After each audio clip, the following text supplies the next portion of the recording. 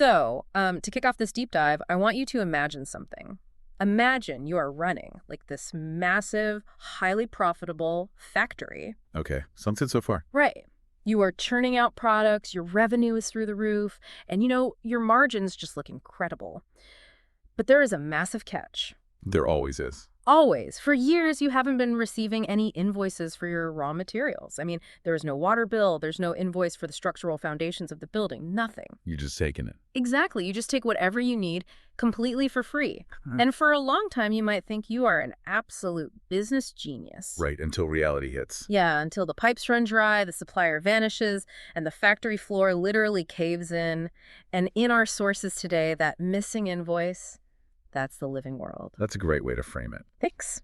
Today, we are going to show you why protecting nature is no longer, just an ethical PR move or some glossy photo on an annual report. It is a $58 trillion missing invoice that is finally coming due. And the scale of this is truly staggering when you actually break down the numbers. We're talking about over half of the global GDP. Half. Over half. That $58 trillion represents the portion of the global economy that depends moderately or highly on nature. Wow. Yeah. It is the invisible, unpriced foundation holding up the entire market.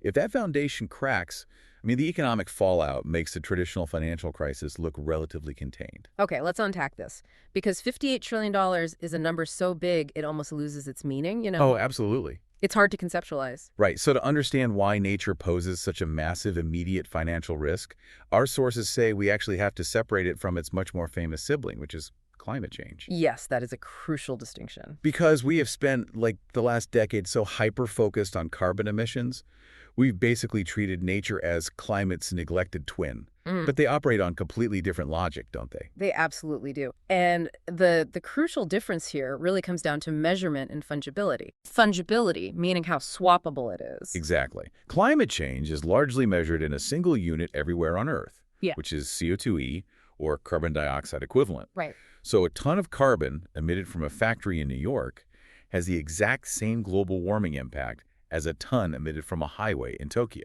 Because it just goes up into the same atmosphere. Precisely. And because of that, a ton reduced anywhere counts equally toward the global balance. Yeah. It's a highly fungible, globally tradable metric. Wait, I'm stuck here. If carbon is just this universal metric everywhere, but nature is the wider living world, like the plants, the animals, the soil, the water, how do you even begin to measure that? Well, that's the multi-trillion-dollar question. Right, because nature is completely hyper-local. A liter of water saved in an arid desert is incredibly precious to that specific ecosystem. Highly precious. You can't just swap it for a liter of water saved next to a raging river in a tropical rainforest and say, cool, we broke even. You cannot just net it off. Exactly. You cannot buy a credit to offset a destroyed local river by, planting trees on another continent. It doesn't work. It's apples and oranges. It really is.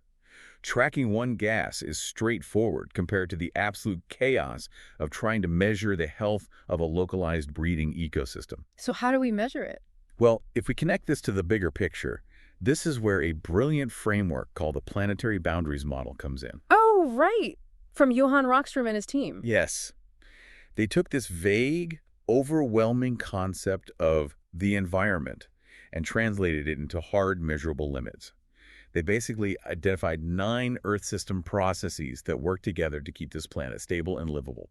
And we are talking about things like freshwater change, land system change, and biosphere integrity. Which is essentially biodiversity, yes. Right. And out of those 9 boundaries, the sources note that 7 of them have already been crossed.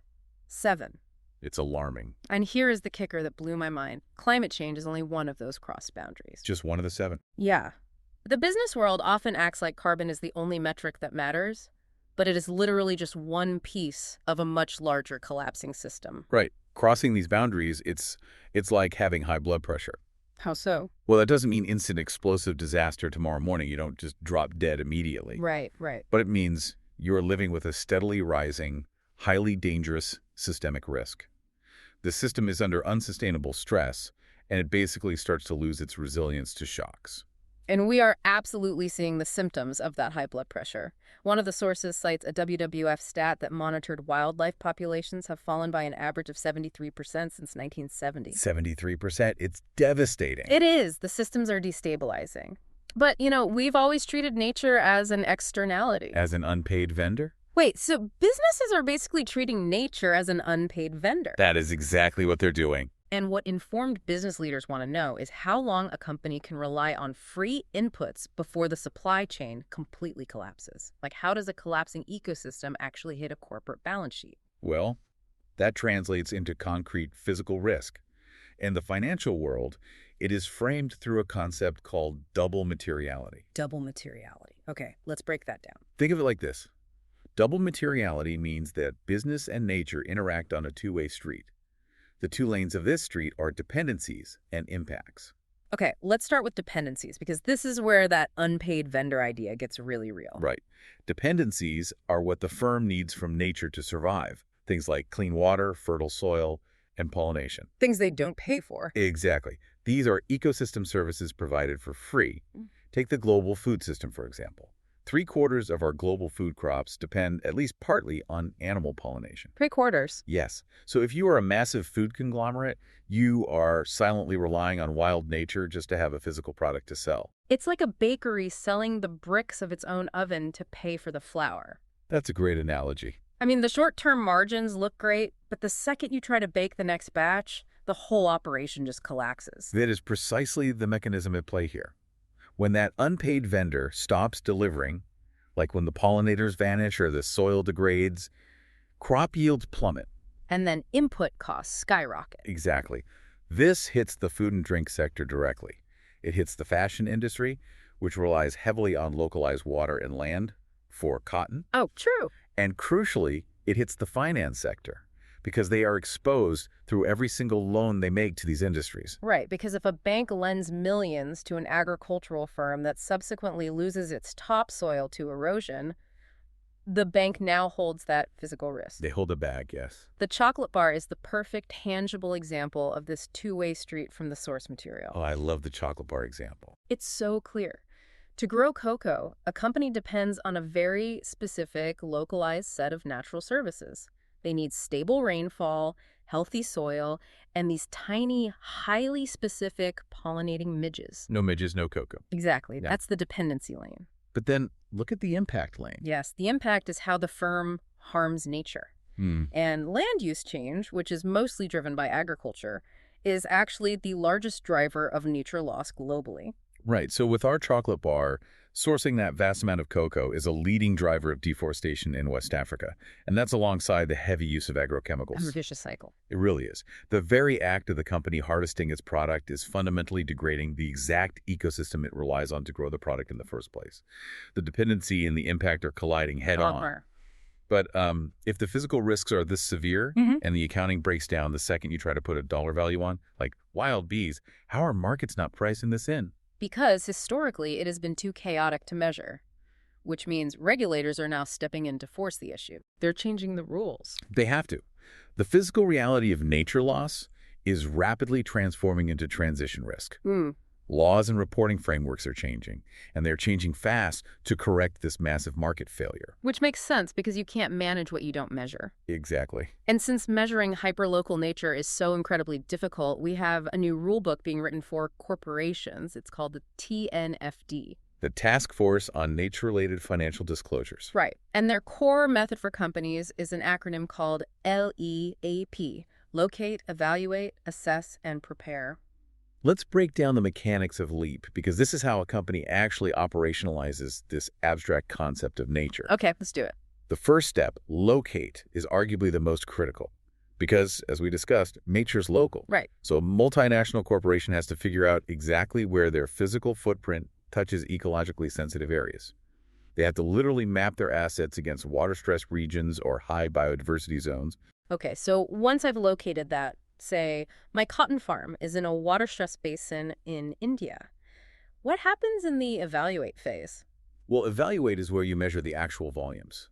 What are your specific dependencies and impacts at that location? Like hard numbers. Yes.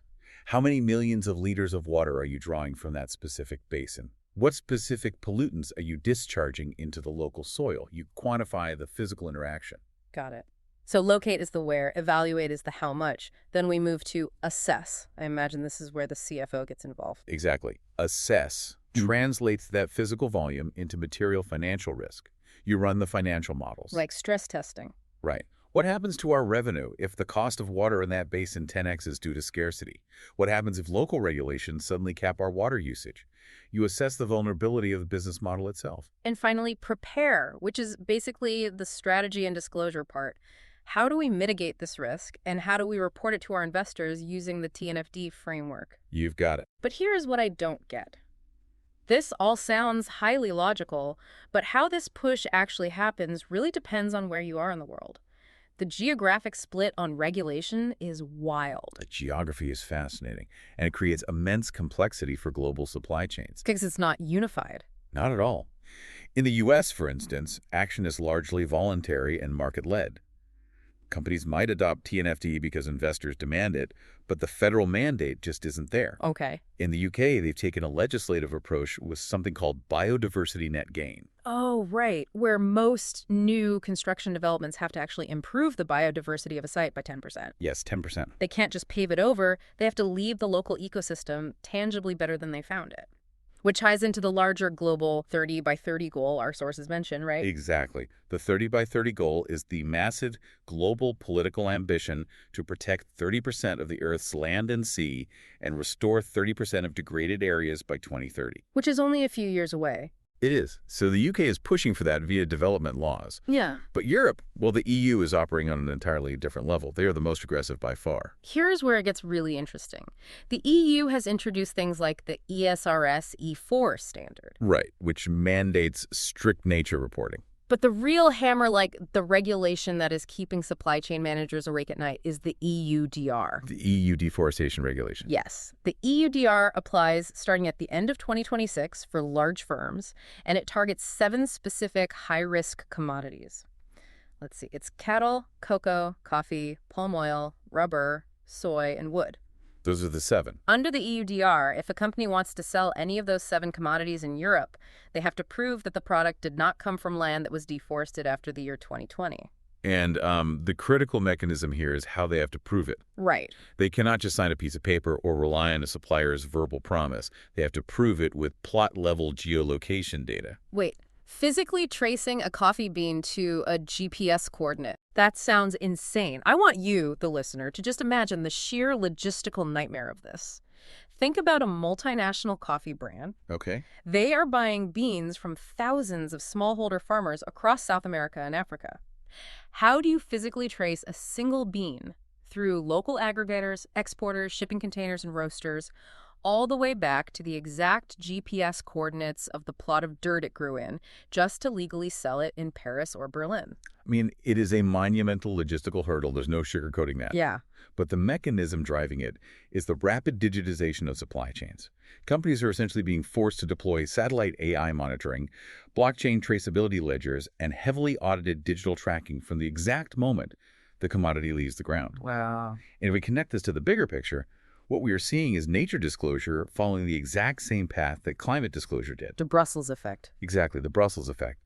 It starts as a voluntary framework like TNFD, but then jurisdictions like the EU harden it into a mandatory baseline. Right, and because multinationals don't want to run 2 entirely separate supply chains, like one for Europe and one for the US, They just adopt the strictest one. the strictest regulation effectively becomes the global standard. Impacting nature is no longer some invisible externality. It is becoming a hard, unavoidable commercial fact. It really is. Okay, so if the EU is demanding plot-level GPS data, that completely changes the math on corporate pledges. I mean, you can't just buy a carbon offset to make up for a deforested farm anymore. No, you certainly cannot. So how do companies actually respond when the rules catch up to them?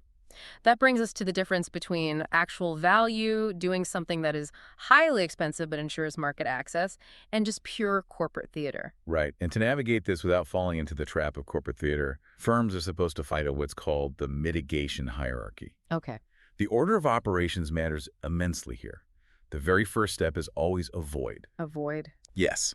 Do not cause the harm to the ecosystem in the first place. If you absolutely cannot avoid it, you move to step 2. Reduce the impact. Makes sense. Then step 3. Restore what you've damaged. And only as an absolute last resort do you transform or offset the damage. But offsets, specifically biodiversity credits, are highly contested in our sources. Because as we established earlier with the river and the desert, nature isn't fungible. Exactly. You can't pave over an ancient, highly complex wetland in one country, buy a biodiversity credit to plant some commercial pine trees in another country, and say we achieved no net loss. That is the literal definition of theater. Precisely. You cannot swap entirely different ecosystems on a spreadsheet ledger. Right. What's fascinating here is how this tension between theater and actual value plays out mechanically in the real world. Just look at the case study on JBS. JBS, the world's largest meat packer. This case study is wild. That is the perfect example. So JBS processes an enormous amount of cattle, and cattle ranching is the single biggest driver of deforestation in the Amazon. In fact, 97% of JBS's greenhouse gas emissions are Scope 3, meaning they occur deep within their supply chain, not at their own processing facilities. So, facing intense public pressure, JBS makes this massive pledge. They pledge 0 illegal deforestation across all their suppliers. Sounds great on paper. It does. They announced that they are using advanced satellite technology to monitor their direct farms. If a direct farm is caught deforesting the Amazon, JBS blacklists them immediately. Oh, okay. On paper, it sounds like they're hitting that avoid step of the mitigation hierarchy perfectly. But there is a massive, highly calculated loophole, and it all comes down to the mechanics of cattle laundering. Right. The twist is that the satellite monitoring only looks at the direct farms. The final stop. Exactly. The direct farm is just the final stop, usually a fattening farm before the slaughterhouse. But the vast majority of cattle are born and raised by indirect suppliers much deeper in the supply chain. Here is how the laundering actually works on the ground, according to the sources. A cow spends its first year on a breeding farm, which is often an indirect supplier operating on freshly cleared, illegal land in the Amazon. Yes. Then, right before the animal is ready to be sold to JBS, that cow is physically loaded onto a truck and moved to a clean, legally compliant direct ranch. And because the animal transport documents, like the GTAs they use in Brazil, historically have massive blind spots regarding indirect movement, the cow's origin is just scrubbed. It's washed clean. Completely. The satellite looks at the clean final ranch, gives a green light, and the beef enters the global market as deforestation-free. It's literally just shifting the paperwork. Because the company can buy risky biodiversity credits, slap a glossy nature-positive pledge on their website, and look totally green, while their indirect suppliers are quite literally still chopping down the Amazon. That is exactly what happens. But here is my pushback. Isn't mapping those indirect suppliers financially ruinous?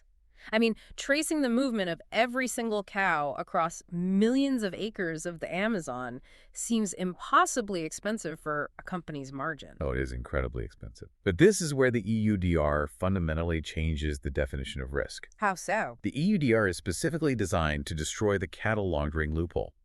Because the regulation requires plot-level traceability for the entire life cycle of the commodity, a satellite looking only at the final farm is legally insufficient. Oh. So if JBS does not map those hidden indirect suppliers, it's no longer just a bad PR day. Exactly. They legally lose access to the entire European market. It is a binary choice. Boom. That is the ultimate difference between cost and value. It is. Mapping indirect suppliers is a massive cost. It requires digitizing a fragmented rural supply chain. But it is the only move that actually secures the supply chain and maintains legal market access. Which makes it deeply valuable. Right. PR pledges are cheap. Real traceability is value.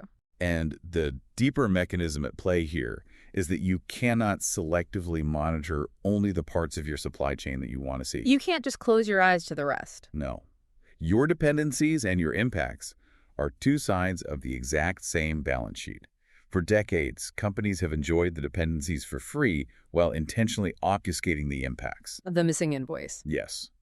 The law is finally closing the gap between them. So what does this all mean for you, our listener? We've unpacked an incredible amount of complexity today. You really have. The core takeaway from all these sources is that nature is no longer just an ethical issue. It is a physical risk, a transition risk, and a systemic financial risk. Absolutely. Tracking the health of a localized ecosystem is infinitely harder than tracking global carbon emissions, but the grace period of the unpaid vendor is over. It's done. New frameworks like the TNFD's LAP model and fierce regulations like the EUDR are forcing companies to peer into the absolute deepest, darkest tiers of their supply chains. The unpriced infrastructure of the global economy is finally getting a price tag. And it fundamentally changes how you should evaluate corporate risk. Yeah. You have to look at every business, every investment, and frankly, every physical item you interact with through this dual lens of dependencies and impacts. Ultimately, the economy is just a wholly owned subsidiary of the environment. I love that. The economy is a subsidiary of the environment. It's the truth. And before we go, I want to leave you with one final provocative thought to mull over. We've spent this entire time talking about nature as a stock of resources that businesses are rapidly drawing down, right? And how regulations are stepping in to measure and limit that drawdown. But what if a company could just stop drawing from nature entirely? Well, under our current extractive model, that sounds mathematically impossible. Right, but think about the concept of a circular economy. Okay. What would it look like for a business to completely design out waste and extraction from day one, to use resources again and again and again in a closed, infinitely recyclable loop so that nature's ledger never has to be touched at all? That is the ultimate systemic shift. Exactly. Instead of just trying to do less bad to the unpriced infrastructure, what if we redesign the system so we never needed to draw from the well in the first place? Moving from merely mitigating impact to fundamentally redesigning the architecture of consumption. Keep that in mind the next time you pick up a chocolate bar or a cotton shirt or a cup of coffee. Think about the invisible invoices, the GPS coordinates, and the living, breathing world that made it possible. Thanks for diving deep with us. We'll catch you next time.